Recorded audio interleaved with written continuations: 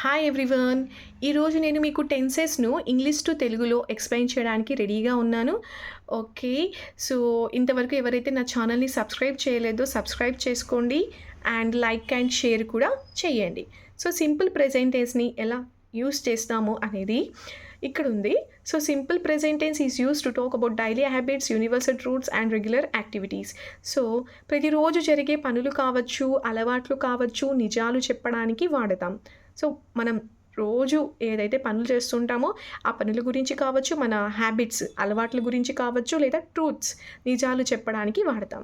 Structure ఉంది ఇక్కడ చూసారా? అఫిమేటివ్ ఎస్ సెంటెన్స్ అనేది.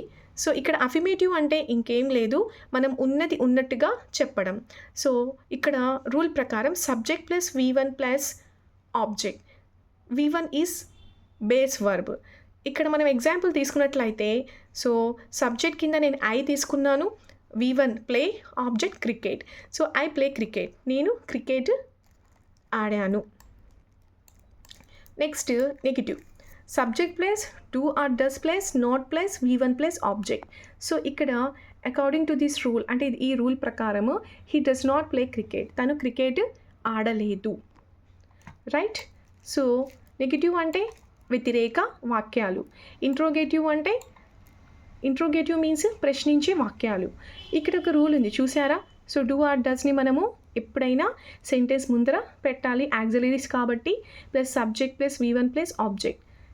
సో అకార్డింగ్ టు దిస్, దీని ప్రకారం do you play cricket, do you play cricket, నువ్వు క్రికెట్ ఆడతావా అని.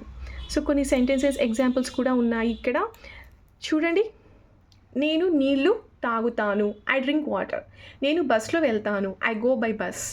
అతను పుస్తకం చదువుతాడు, హీ రీడ్స్ అ బుక్.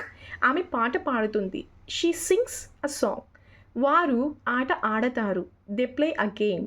మేము టీవీ చూస్తాము, వి వాచ్ టీవీ. నువ్వు బాగా చదువుతావు, యు స్టడీ వెల్.